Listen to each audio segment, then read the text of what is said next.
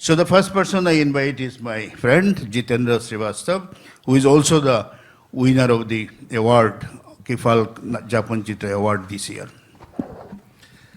धन्यवाद सर। इस सत्र की अध्यक्षता कर रहे आदरणीय निर्मल जी, शिव प्रकाश जी, हमारे अन्य जो दो हमारे साथी वक्ता हैं और सभागार में उपस्थित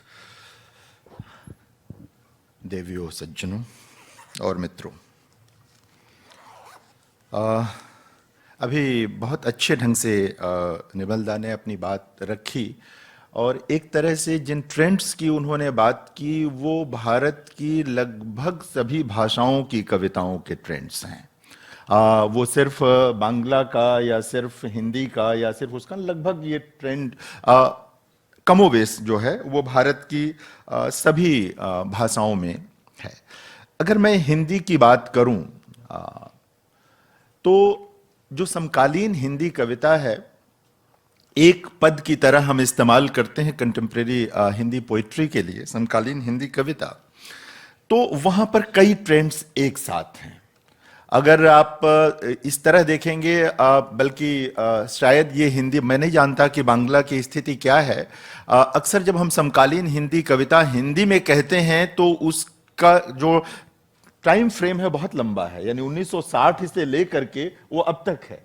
इसके बीच में क्या है कि सामान्यतः उसके पहले आप देखेंगे तो नई कविता का एक छोटा सा समय मिलेगा, प्रयोगवाद का एक छोटा सा समय मिलेगा, छायावाद का एक टाइम मिलेगा। लेकिन समकालीन हिंदी कविता यानी 1960 को अगर उसका डिपार्चर पॉइंट माने तो 1960 से लेकर के आज 2026 चल रहा है।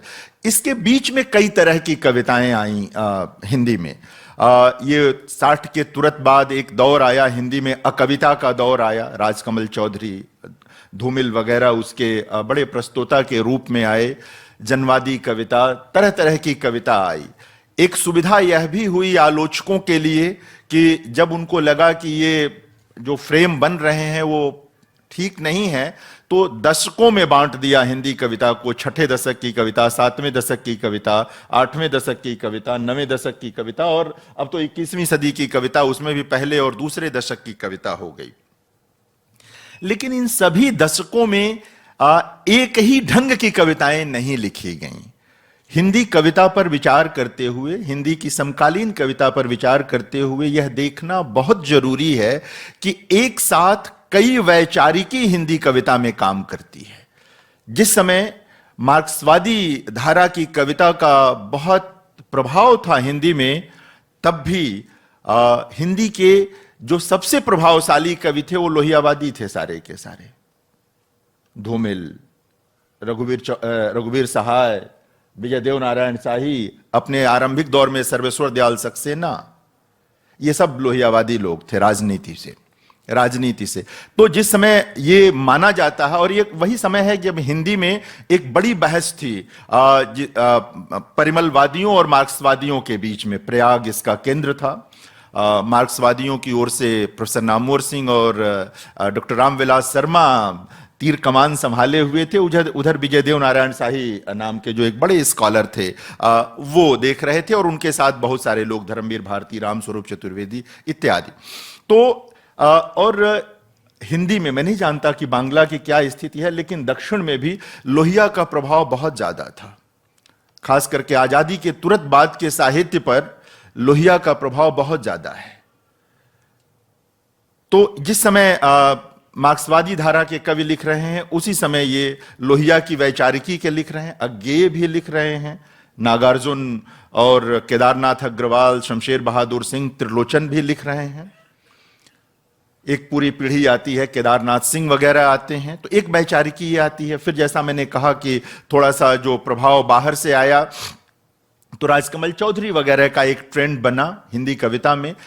80 के बाद हिंदी कविता में फिर जो नक्सलबाड़ी का एक पूरा प्रभाव हुआ, पूरी भारतीय कविता उससे प्रभावित हुई। हिंदी में भी उसका एक प्रभाव आपको दिखाई देगा। यहां तक कि लोहियावादी धूमिल के वहां भी नक्सलबाड़ी के पक्ष में पंक्तियां हैं कि भूख में तनी हुई मुट्ठियों का नाम नक्सलबाड़ी है, उनकी पंक्ति है। 80 के बाद समकालीन हिंदी कविता में ज्यादा परिवर्तन होता है। सबसे पहले यहां पर स्त्रीवादी लेखन दिखाई देता है। एक बड़े ट्रेंड के तौर पर स्त्रीवादी लेखन 80 के बाद की कविता में दिखाई देता है। गगन जी बैठी हुई हैं, ये उसी दौर में हिंदी कविता में गगन जी आई, और भी कई लोग आए। अभी मैं उतना नाम गिनाने के उसमें नहीं हूं, मैं ट्रेंड्स पे बात करना चाहता हूं। तो स्त्रीवादी कविता आई, यह देखने की चीज थी, और हम लोग इसको खुल के कहते भी हैं कि हिंदी में गगन जी और उनके साथ की कुछ कवित्रियों, तेजी ग्रोवर और कुछ अन्य कवित्रियों के पहले अगर आप विचार करेंगे तो महादेवी वर्मा के बाद एक कीर्ति चौधरी दिखाई देती हैं। कोई बड़ा नाम नहीं दिखता है सारी चीजें, लेकिन 80 के बाद एक ट्रेंड बदलता है और आज हिंदी में सैकड़ों बहुत अच्छी कविताएं लिखने वाली स्त्री कवि उपस्थित हैं, लिख रही हैं। तो 80 के बाद एक नया ट्रेंड जो है वो स्त्री लेखन का आया। 90 आते आते जब हिंदी प्रदेश में अंबेडकरवादी राजनीति का प्रभाव बढ़ा, खासकर उत्तर प्रदेश में जब बढ़ा, तो दलित लेखन हिंदी में भी आया। महाराष्ट्र में तो था ही और अन्य जगहों पर था, हिंदी में आया, और ओम प्रकाश वाल्मीकि और बहुत सारे लोग आए, और एक बड़े तरह से प्रभावी ट्रेंड के रूप में हिंदी में दलित लेखन उपस्थित हुआ। पिछली सदी के बीतते बीतते आदिवासी लेखन का भी ट्रेंड आ गया हिंदी में। पहले जो गैर आदिवासी लोग थे उन लोगों ने भरपूर लिखा, मैं उसमें बहुत विस्तार में नहीं जाना चाहता कि बहुत पहले रेणु ने मैला अंचल में आदिवासी चेतना की पहचान की और चीजें थी। तो आदिवासी लेखन आया, और ये सबसे पहले कविताओं में ही ज्यादा दिखा, ये साहित्य की अन्य विधाओं में भी ये चीजें आई। तो आदिवासी लेखन भी उभर करके आया हिंदी में, और अब तो अच्छी उपस्थिति है हिंदी में आदिवासी लेखन की। मुख्य रूप से ये ट्रेंड आए, लेकिन पिछले दिनों हिंदी में, मैं नहीं जानता कि बांग्ला में है कि नहीं और अन्य भाषाओं में, एक पिछड़ा विमर्श भी आया है हिंदी में, और इसके सिद्धांतकार भी लोग आए हैं, प्रेम कुमार मणि वगैरह और कई लोग हैं। एक पिछड़ा विमर्श हिंदी में तैयार हुआ, और एक नए ढंग से इन लोगों ने पुराने साहित्य को भी, यानी अपने से पहले साहित्य को भी देखना शुरू किया, जिसमें राजेंद्र यादव को और तमाम लोगों को ये देखना शुरू किया कि क्या ये पिछड़ा के दायरे में आएंगे कि नहीं आएंगे। जाहिर है बड़ा मुश्किल है उस तरह सांचा फिट कर पाना।